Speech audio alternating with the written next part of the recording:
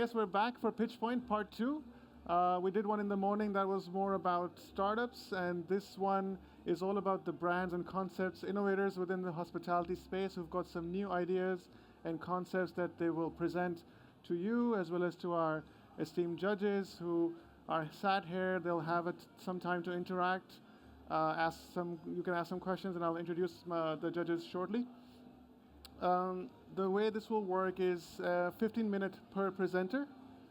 I suggest use 7 to 8 minutes to present your project so that it gives enough time for the judges to ask questions and anyone from the audience or myself who might have questions, and that helps make your case a little stronger.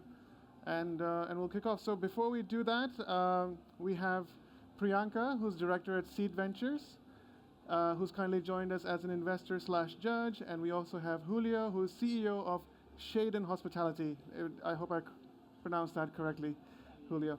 And why don't you introduce yourself? Tell us a little bit about what Seed Ventures is all about, Priyanka. Sounds good. Hi, everyone, and thank you for the opportunity today. I am one of the directors at Seed Ventures. We represent a royal family member of Dubai, Sheikh Saeed bin Ahmed Al Maktoum. He holds a government position, and Seed Group, as such, we invested into 70 companies in the past. We have right now around 42 strategic partnerships from companies all around the world. Main focus remains in finding very unique solutions, bringing them into the UAE market, launching them, helping them with their strategy, and being their main point of contact, if you see. And investments definitely is a part of our partnerships too. Wonderful. And Priyanka, what is it that you're looking for today? Well, hospitality is one of the industries that we have been interested for a long time, but we have always focused on the tech side of hospitality. So today I'm looking to see if there's any projects that we could look at and invest into. Okay, wonderful. So thank you. And Julio, over to you. So tell us a bit about Shaden Hospitality. What do you do? Microphone, please. Thank you, Ali. Thank you for having us. Thank you to the bench for the opportunity, for the participants for joining the invitation, and thank you for having us. My name is Julio. I'm the CEO of Shaden Hospitality. We're basically owners, developers, and asset managers of hotels in Saudi, and we're recently considering outside of Saudi as well. Part of our sister companies include Mabad, which is one of the largest Airbnb operators in the kingdom. They recently had their second raise, about 20 million is going to be announced soon. Aside from this, we're super aligned with Vision 2030. We always look how we can support new technologies, new market entrants. This morning there was one company that we offered them to do a pilot in one of our hotels in Saudi, so we're very excited to support the ecosystem. Things that we look for is new opportunities, through the ownership of Shaden. There's many sister companies that can support in different ways and means, so we're very keen to understand what's coming up in the market, how we can support, and how we can support the hospitality ecosystem. Okay, and when it comes to the concepts that we will look at today, what will you be looking out for the most? I think the first thing that we like to look for is scalability, right? And provided there's a return on that scalability, then the conversation can be taken into term sheet level. But I think scalability and profitability are two main things that most investors are looking for. Wonderful. Well, thank you both, and I think we'll kick off. Laura, can I ask? Maybe we can ask the kind people at the Albania Pavilion to turn the volume down, just so that we can hear each other properly. And it's exciting music, but I want to make sure that you all can get a chance to hear what we're saying. I think we have our participant hiding right there. Not hiding, excited and waiting. Yes, perfect. So shall we move to the introduction slide, please? And we have Next House. I think it's called. I'll do a quick intro of what Next House is. It's Dubai's first hotel management company for the youth. Yes. For the youth, and so it's called Next Generation Hospitality. Offers unique opportunities for owners and investors, and plans to expand across the GCC over the next 5 years. We'll learn more about that, and working closely with the government. So welcome on stage, Ryan, and all the best. Thank you. Hello, everyone. Hope you're all enjoying this amazing event today. So before we dive into what I do or what my company does, I want to do a quick thought experience with you. I want to show you some data around youth travel, and I want to see if you come up to the same conclusion as me, which is that there is in Dubai a multi-billion-dollar market that is completely untapped. But we're gonna let the data decide. The first question we need to answer is, what is youth travel? We all pretty much know what is youth travel, young people traveling, fair enough. But I feel like it's very difficult for people to quantify it and put a number on it, so they tend to underestimate it. So we briefly look at some data around youth travel. We see they're defined by the age of 18 to 29, Gen Z and millennials. And we see that they're representing a staggering 23% of all international travel. So basically, one traveler out of four is youth, which is a pretty big number. Here you have the category, how they're divided into different categories. If you look closely to this category, we all have been inside this category. Maybe earlier in your career or study, you've been traveling young solo. So now let's look at the youth travel market in Dubai.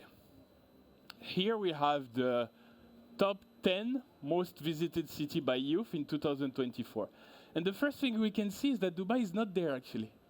Dubai is not even making it to the top 20 most visited city by youth. But that's pretty crazy for Dubai, no? Especially it's number one everywhere.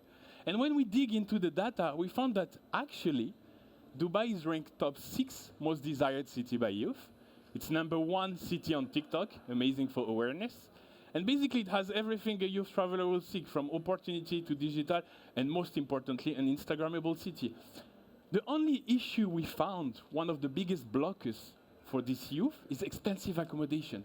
They struggle with accommodation, it's just too expensive here. So we wanted to look at what are the alternatives, where do they go in other countries, right? And here we have the top 6 most used youth accommodation in the world. Number 1 is hotel, fair enough, supply and demand, but we know it's expensive in Dubai. Number 2 is hostel, that's very interesting. Number 3 was sharing economy, which here stands for co-living, room rental, or house sharing. So we focus on these 2, and we wanted to look at how many of them are available in top city compared to Dubai. Well, we found in Bangkok, they have 410 of them. London, 170. Istanbul, 135. And Dubai, none. For one of the most visited cities on the planet, it's just not there. For those who don't know, this is what a hostel looks like in Europe. Large-scale building, managed like a hotel. The only biggest difference is in the room. Here you can find a room of bunk bed of 4, and this micro room format of 8 to 20 square meter. Amazing for revenue per square meter, super efficient. Very premium, very social, very important. Yeah. So for now, I think it's fair to say that it seems like there is a huge gap in affordable and youth accommodation in Dubai. But because we're great entrepreneurs, we're not just going to rely on the data. We wanted to test our assumptions. And this is what we did. So we set up Next House. So what is Next House? Well, it's a hospitality brand specially designed for these Gen Z and millennials. What do we offer? Hostels and co-living. And we set up our first property, which was a 40 keys with 178 beds. This is what it looks like, very premium with the cinema room. You can find the bunk bed room, for example, here 8, and those micro room format. And the result is that we were fully booked within 9 days.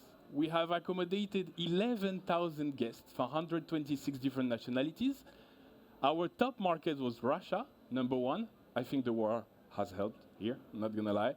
Europe is number 2, and then India. And these were exactly those Gen Z and millennials, aged between 19 to 32 years old. Our social media, we didn't spend a single dirham on social media or marketing. 1.8 million views on TikTok, 1 million views on Instagram, over 20,000 followers organically. That's how big the demand is.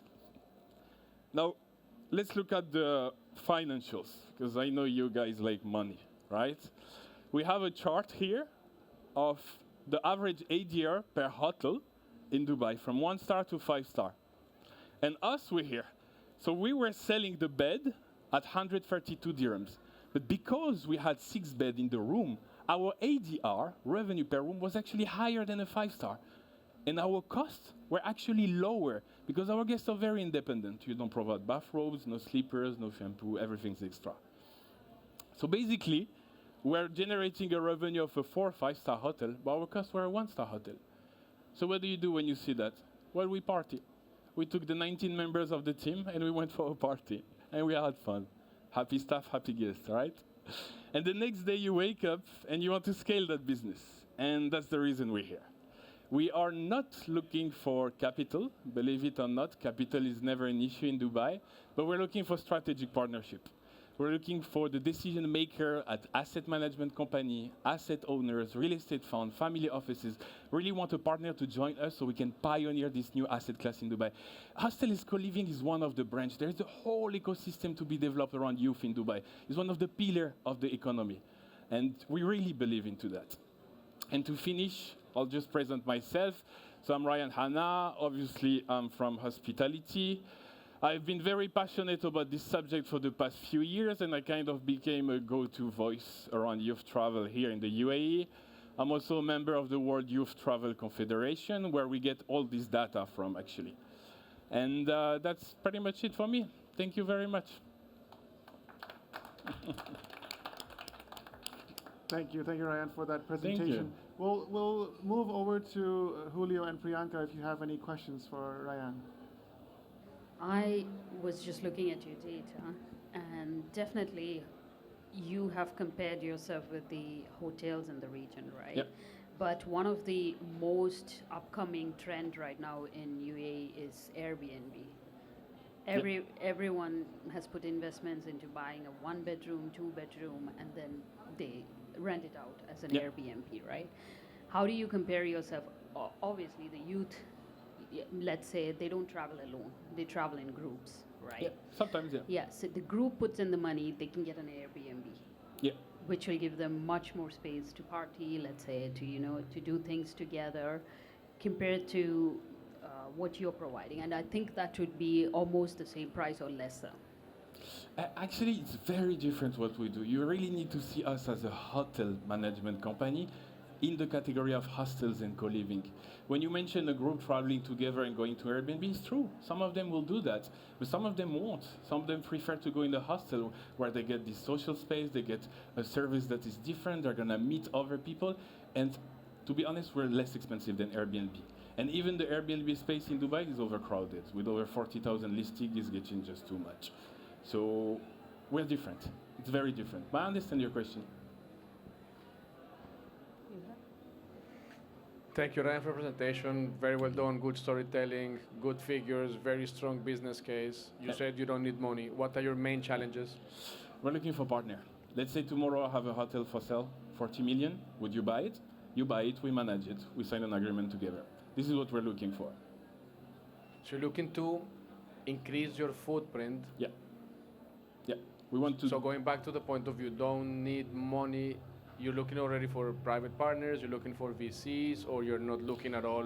The brand you're itself. bootstrapping it. Yeah, so the brand itself, usually this kind of opco, propco, they don't need capital that much. They like to grow slowly with the real estate. So this opco, propco should be in service of the propco itself, so the real estate. And that's how, this is our mindset.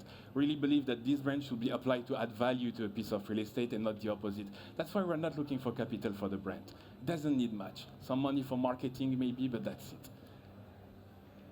So what would you consider as your ideal strategic partner? Someone that has access to capital and is keen to buy real estate for us, basically. Believe in the concept, develop, buying piece of real estate where we can add value. That's what we're looking for. So you don't need capital, but you need somebody to buy the property, and you want to. Correct. Are you talking to developers? No, we've been avoiding developing for the past 2 years. We should, or we could, look at developing, but we really believe that there is, in the market in Dubai, underused asset that will really benefit of our concept. And there's a lot of them. A very good area, for example, is Manhour, Al Satwa. There's a lot of this underused asset that are 15, 20 years old that needs a new operator, new brand to come and make the property alive again. So your focus would be conversions in Yeah. opportunity areas. Yeah, yeah. Okay. I believe that's where we can add the most value. Am I against developing? No, I can still look at it. But especially now with the market, it's going crazy. The price of the plot is just ridiculous. Are you looking only in the UAE or also outside of the UAE? UAE, GCC, and then MENA. That's our Okay. main area of focus. We don't want to go Europe. We don't want to go Asia. We don't want to go America. Really believe this segment is underserved in the MENA, GCC. Yeah. Okay. Good. Also, just one more question. Your Yeah. pricing, you said it's 132, right? Yeah. Where exactly is it located now? Business Bay and Marina. So two key Yeah. areas. Yeah. Okay. So let's say if you move somewhere to, you were talking about Mankool and places like Yeah. that, does the pricing remain same because you won't get the same crowd? Now, of course, it will be different, but still, your revenue per square meter in the hostel and co-living business is very high. So this business model is just very profitable. Okay, that's it from me. Thank you very much. I think we're also running a little bit out of time now. But Yeah, no worries. before we go, you mentioned Satwa. You mentioned, so it sounds like you already have your eyes on a few assets. Am I right? Yeah, if the judges want to speak with me, I can propose you 2 properties to buy now. Okay, wonderful. So current owners, or they should be coming to you if they feel like they need something different, something's not working, a Yeah. distressed asset maybe, you Yeah. come in, you revamp it, make it into a hostel. And what about student accommodation? Is that something We in don't- Sharjah side? We don't aim at student accommodation because student accommodation is a long-term accommodation, and we don't want to do that. We really believe that short-term is where there is the most money. Yeah. Last-minute guests are the best guests. So we believe into that, and we don't want to enter the student accommodation. But again, this is missing here in Dubai. It's also hugely missing, the student accommodation. That's why I said it's not just hostel and co-living. I think it's the whole ecosystem that needs to be developed here. Okay. Well, thank you very much, Ryan. Thank you. All right, let's move to our next Thanks. presenter. Can we move to the slide, please? We have Masa from Suknaye. And this is it's called the Elemental Collection by Suknaye. It's a wellness-focused hotel room concept inspired by water, air, fire, earth, offering immersive restorative stays. Very interesting. All the best.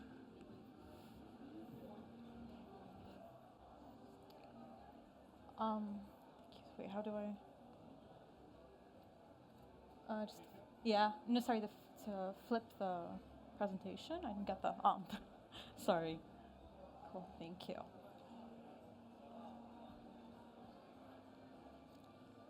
All right, hi everyone. So what if the most healing part of the hotel experience is not necessarily the massage that you book or the gym that you might not even go to, but just the simple act of sleeping well, breathing in deeply, and just waking up feeling human again. That's what we're hoping to design.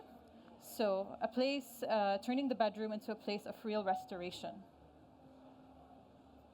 Oops, sorry, there you go. Hello everyone, I'm Masa and I'm the co-founder and creative director at Suknaye. We are a hospitality and wellness design studio. So our experience falls within architecture, interior design, design management, yoga, teacher training, and we are WELL AP accredited. So all falls within the vicinity of one shared belief that spaces should do more than just look beautiful. They should help people feel rested and restored. And that's really what started the idea of the Elemental Collection. So the Elemental Collection is a design framework and a turnkey solution. And the idea is that it's the idea that's very simple, which is just that people should be really really looking into the sensory experience and just really not thinking of it as just a spa, but really like why not use the bedroom as a space to do that.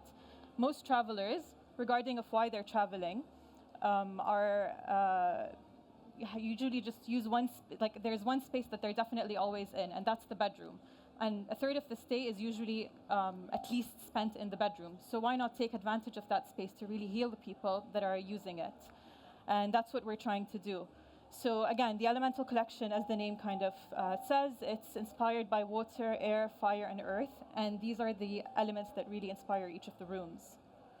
So each room is a blend of evidence-based design and ancient and cultural wisdom. So in terms of evidence-based design, it's the air quality, sleep, lighting, and all the natural and all these elements that there's a lot of research behind. And then in terms of ancient rituals, it's just things that people have been using for centuries that really prove that to have healing effects. So just to take you through the bedrooms very quickly in terms of what the idea is. So the water bedroom is meant to be a very renewing, rejuvenating, and like healing room. So it's almost like creating a very mini spa-like experience within the bedroom vicinity. Air is a room for focus and clarity. It's a room with a lot of light. It's a room that's very breathable.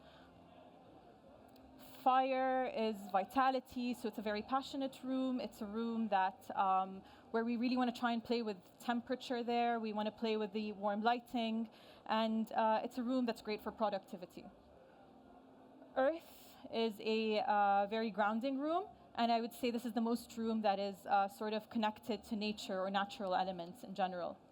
And the idea is that these are not just themes, but they're design pathways. So really taking these elements and seeing how they can inspire and shape different hospitality brands. So looking specifically into whatever that specific hotel's guest profile is, the brand identity, the location, and a lot more, and making it quite specific to that. So why wellness?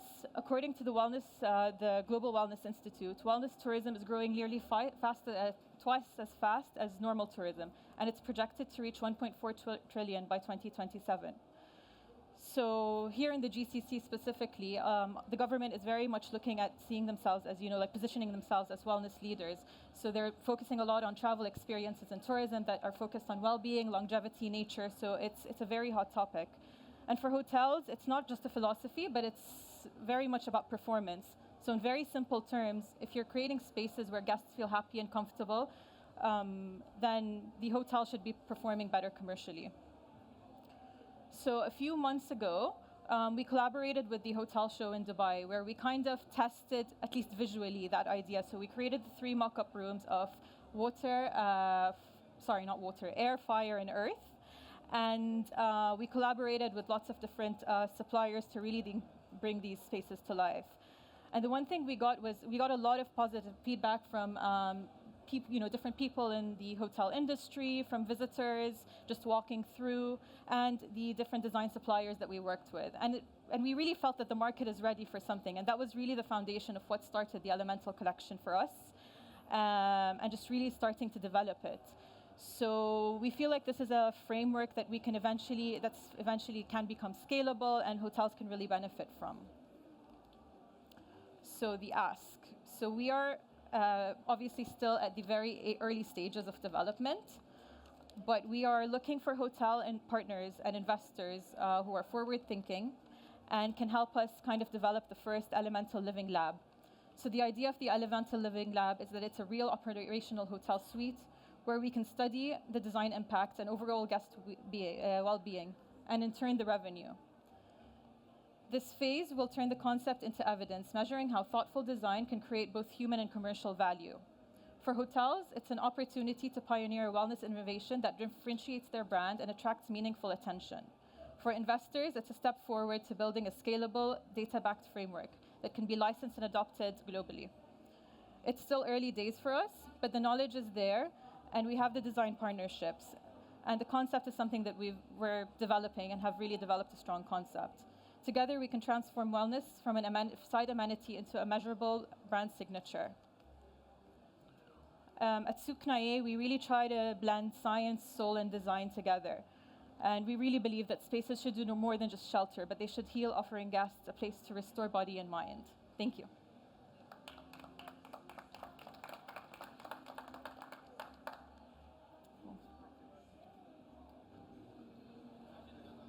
Oh. Yeah, can you hear me? Yeah, great. Great presentation. Quick question. Right now in the UAE, have you designed any spaces? No, so the idea... Where's my... so the idea is that we're still, again, we've just done the mock-up rooms at the hotel show, so we're very much in early stages. And again, obviously what we did in the hotel show, it was a lot more visual. So obviously we didn't have all the measuring equipment. We didn't have people who were sleeping there, so we couldn't really, so the idea is that we kind of want to test it out before we're able to license it and scale it and kind of sell it to hotels. So it's still something, it's more of a experiment, let's say, or a living lab that we want to create right now. Okay, so you're trying to, correct me if I'm wrong. Yeah. You're trying to gather data to see if your rooms would provide the right kind of wellness for people. Exactly. So obviously the science is out there. We're not reinventing the wheel. But the idea is that because we're blending lots of, let's say, ancient rituals with things that are there, and then I think a lot of the data that's out there is a bit more, there's so much on workplace. Like wellness has become so big in workplace and just productivity and all that. And the reason we did the 4 elements is because each one, you obviously have so many guests coming for different reasons. And it doesn't have to be a wellness hotel. You know, maybe it's an airport hotel or hotel where like business people come in and they want to wake up feeling productive. And then in a, you know, more retreat one, it's more about maybe the earth room where it's a bit more grounding and stuff. So we want to see how we want to like bring in all that science that's already there and test it out to see which rooms are like performing better in what. And then obviously, so what we're testing is obviously whether there is a return on investment, which we assume there should be, for the hotel. So it's gathering the science, but also from an operations point of view, the data of like if they're, you know, they're getting more repeat bookings, if the ADR is being able to get lifted and all that sort of stuff. Okay, so you're going to sell the designs basically at the end of the day after gathering all the We're data. selling, yeah. So again, because we don't believe it's like a cookie cutter solution, so we don't feel like we can copy and paste like an air room in Geneva and have an air room in Dubai that's copy paste. So it's more of a framework that it becomes like a licensing system. So we can, if it's big brand hotels, we almost get into the guidelines of these hotels and help them redevelop the brand standards based on what we've done. And it's something that's kind of changing every year. So I guess the big one, the first living lab is going to be going all out with the sensors and everything. And then slowly we begin to reduce that, but we're continually collecting the data of, you know, like maybe, you know, like there are new technologies that are coming in. We start putting certain things into the room that make people feel better in certain ways or give off a certain, you know, productivity.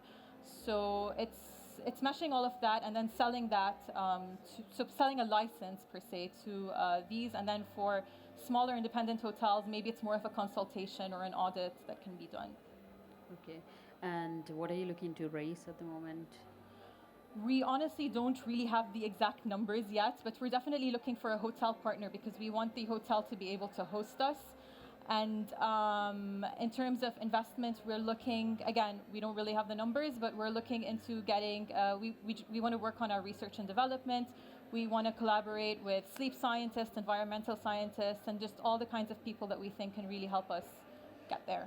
Yeah, the idea is great, definitely, but I think one thing that can add to the presentation is definitely having a little bit of the investment dynamics. Yeah. Even if it means that you just want somebody to collaborate and provide you the space.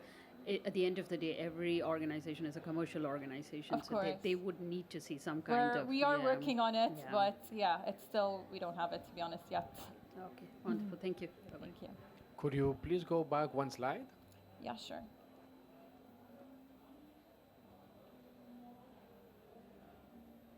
Do you have any registered IP as of now, or you want to test before you go register for intellectual property? We were thinking to test first. Yeah. I think the presentation is really good. It's very aligned with the industry and the trends. I'm happy to discuss separately with you a potential allocation in our hotel so you can try 4 concepts. That would be great. Thank you Thanks. so much. Well, Any questions from the audience? Thank you very much. Thank you. thank you very much. Very interesting concept, of course, and thank you, Julio, for offering for some discussion further for Masa to consider. Let's move on to our next presenter, who is all set and ready to go. We have Ahmed Al-Ruwaiti, who's from Riviera Gateway. Welcome, Ahmed. It's a mixed-use waterfront destination in Yambu. Yes. So do please present and tell us more. Thank you. Assalamu alaikum wa rahmatullah. Good afternoon, ladies and gentlemen. Thank you for your participation. I think I'm missing the remote. It's with you. Yeah. Okay. So, first of all, let me ask you, who knows Yombo with a raise of hand? So, I think nice. This is more than my expectation. Yamba, it's a coastal city in the western area of Saudi Arabia.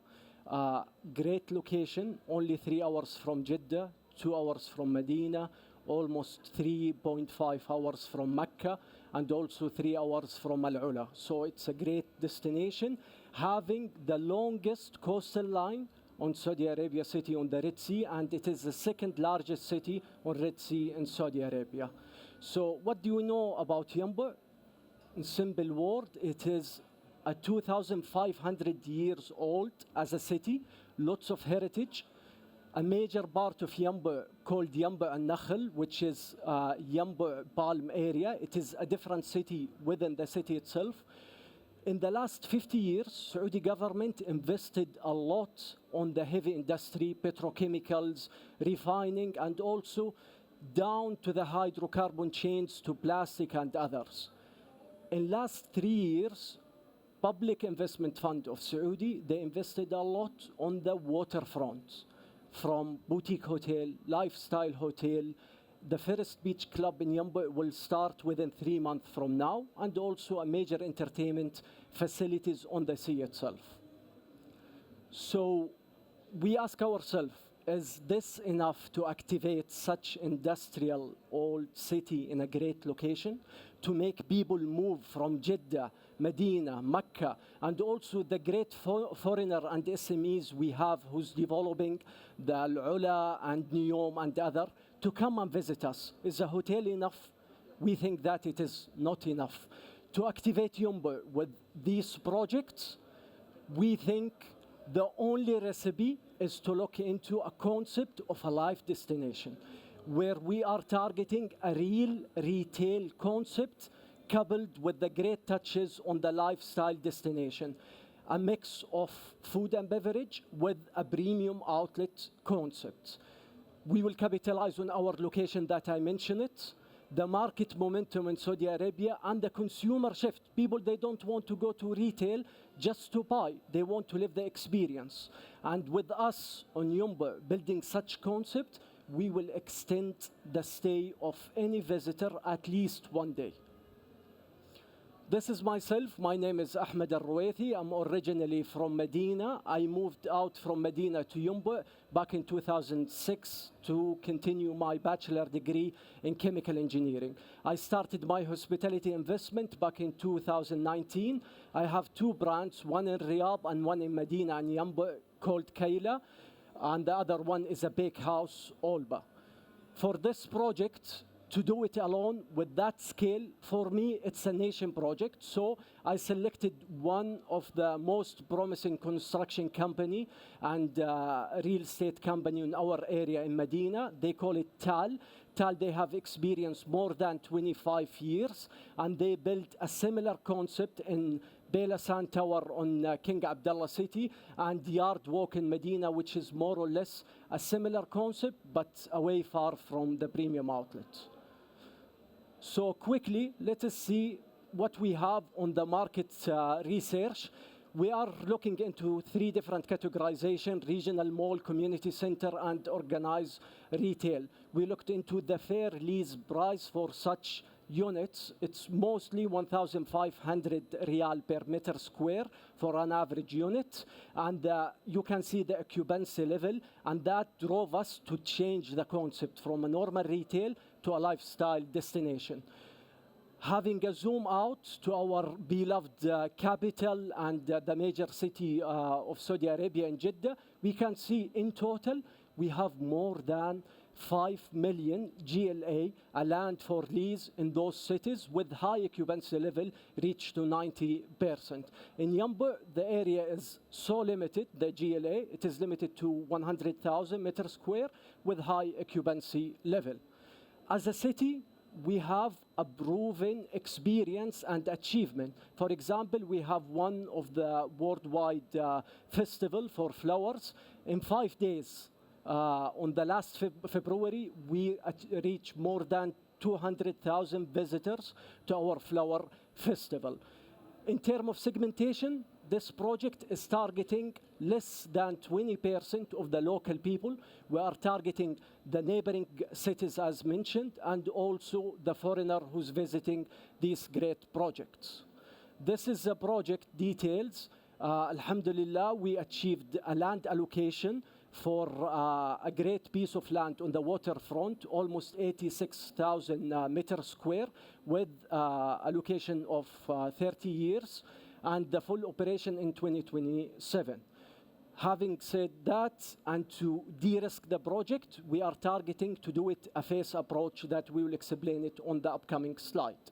Here is the location in middle of Al-Balad and Royal Commission to ensure that we have the greatest proximity. And this is an example in front of you. Where are we from those major attractions? First Beach Club, 3 minutes, airport, 15 minutes, and others, as you can see. So in terms of design, the initial concept design is we don't want to be far from our place and our land. We want to use the material that we grow with. Roshan, the blue color, the wavy shapes, and also trying to have the distinguished DNA of premium outlet worldwide harmonized with our concept. This is the land layout overall. We have the food and beverage mixed drive-through, 250 meters square with terrace, 7 units, and the premium outlet with an extended area for a future expansion of the premium outlet. The good thing is utility is ready, parking is ready, and everything is ready for us to proceed further. Usually I said a great joke. Most of the great trees you see here, it's more or less like the Hyde Park trees, old, maintained in very good shape. That's to ensure sustainability. We want to build our design with this great environment in the area. The first lease agreement, we finalize it with $500,000 in the first units. We are targeting a great F&B concept to be also allocated and signed next week. We want to have a diversification, not only coffee shops, not only burgers, not only pizza. We need a diversification on the F&B, especially that this is our phase one, and it is located on a major road that connects to busy area. So it is in this concept on the F&B, it is not only depending on the foreigner and the people visiting, also the local people. Now we will move to the premium outlet. On the premium outlet, we have a target of a global partnership with premium outlet operators. Number two, the operational excellence. We have it in our DNA with our experience on corporate companies and also in our businesses on the F&B and the commercial success. This is what we are trying to build from day one to ensure that this place will continue having a great pipeline of revenues. This is a targeted premium outlet operators. We already started communication with some of them. To give you a high-level comments on this slide, Simon's leading United States, Mark Arthur Glenn leading Europe. There is a totally different concept between them. In Europe, they depend on tourism point of attraction to be integrated with their facility. And this is what we are targeting to do in Yambo. This is a development timeline overall. We started early 2022, and then the real project development started back in 2023. And right now we have the allocation. We started the detail engineering work. I met a great people here, a great consultancy firm to relook the master plan, improve it, and put a real IP for our brand. Now let's highlight in high level the winning formula we are looking for. We talk about the location and the access advantage, the ecosystem that we are trying to build. We want a premium mass, upscale mix, and also high-end retails. With that mix, with the activities, and also with a good destination design. This is a formula, we can see it can serve for years to come. The area itself to be a lifestyle destination, we already assigned area for a purpose, a multi-purpose area, recreation, and we are targeting also to look into the good experience in Qatar and Emirates on doing a real control on the climate during summer to ensure that we reduce the seasonality impacts. Now, as Rayyan usually said, where is Rayyan? I think he left. Rayyan is here. Rayyan usually said everyone is loving the money. We will talk about the money and the financial side. The unit size, as you can see, in average, it's 500 square meter. This is the base lease rates we can see on the drive-through, 1,200 Saudi Riyal per square meter. And for premium outlet, less than that based on the size and number of the units. The target on the occupancy, we cannot start with 100%. The first year, we know that even it is challenging, 65. Second year, we should ramp it up to 95. The total capex for the project is 55 million Saudi Riyal. We are targeting to go with the debt to equity ratio of 53 to 47 to ensure that we put a comfort platform for the investor who's coming with us on the project. The project IRR overall is 16%, and for the investor is 24.5, and we are expecting equity payback by 5 years. In conclusion, the path forward, we are targeting to have a delivery partner with us to ensure we work agile on the master planning and the phasing approach to de-risk the project. The detail engineering we already started, and we are targeting to finalize it early next year, while doing the readiness for the permits and also finalizing the premium outlet operator agreements. That's it from my side. I will be glad to answer any question. Thank you very much, Ahmed. We'll give the 3 minutes for Q&A, please, Priyanka and Julio. It was 7, man? 15 minutes total. Okay. So Ahmed, thank you. Good presentation. We're a bit short on time. Who has prepared your feasibility? Okay, we prepare it initially ourselves, the founders. Then we give it to a company called Mark's Consultancy to audit it and improve it and ensure that we have all of the elements for real estate economic model. So Mark Consultancy. Okay. Yeah. And your land lease, it's already signed off, or it's The lease is signed off. signed off? So you have Yes. 30 years to go. 30 years. And I didn't mention something that there is no rental cost. I pushed to have 7.5 revenue sharing from the facility. This is the agreement. So Okay. there is no lease for the authority or the owner of the land. It's only 7.5 from revenue. Very good. Yeah.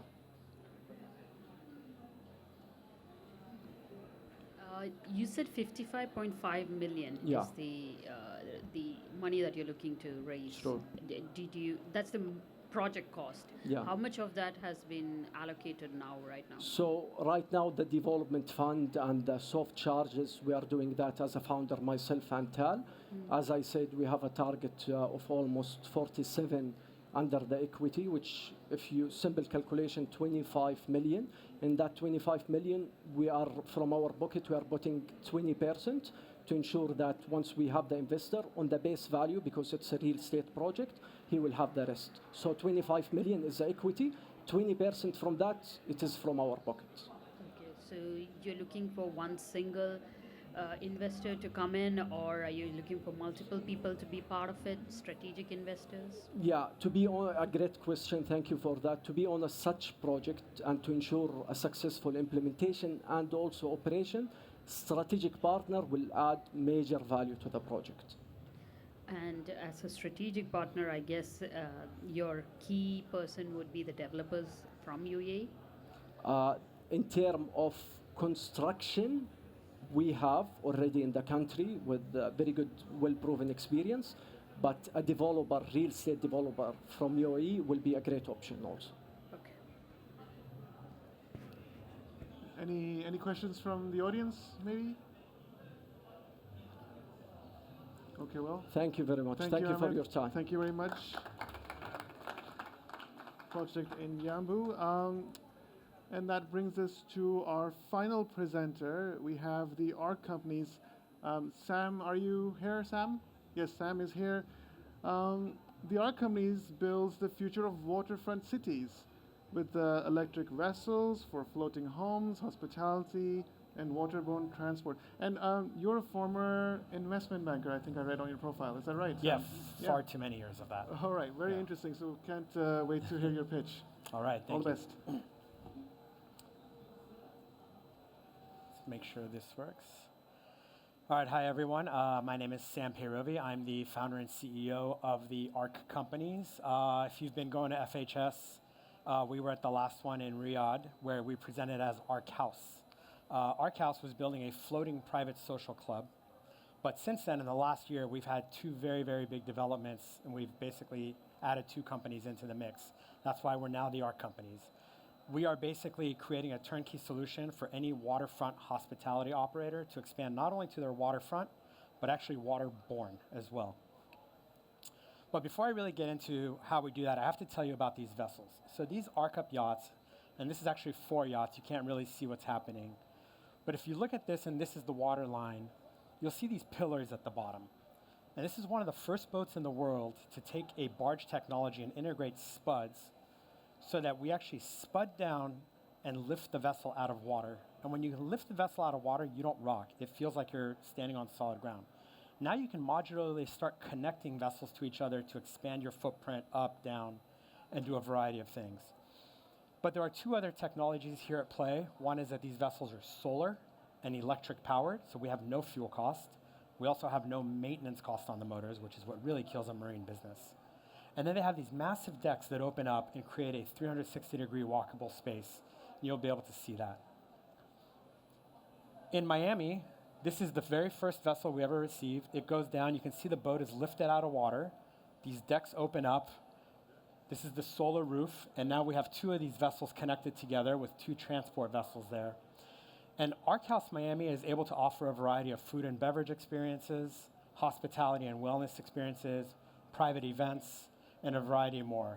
This is actually a swimsuit brand launch that we did not too long ago where they took over the full vessel for a day, brought press on and did their event.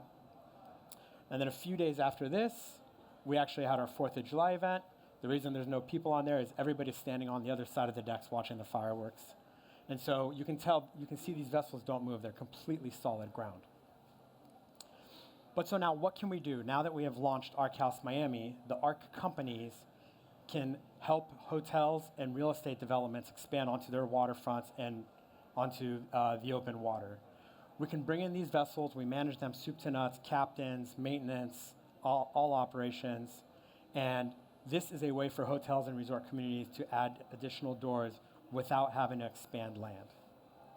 You get the luxury interior suite feel, not the yacht feel, which is very cramped, but you get the water experience without the rocking and the motion. In Miami, we've actually partnered with 5 Michelin-starred restaurants to bring the amazing experience they already have on land out onto the open water. And we are consistently sold out on every event we do with these restaurants. We can take a restaurant group or a single restaurant anywhere in the world and basically create a unique experience for them that's waterborne, where we manage the operations. They do what they do best, food and beverage. And this is the closest thing to what we do in Miami, beach clubs. So this is 4 vessels you can see in the center, and that's the Bayswater, that's the pool in the middle.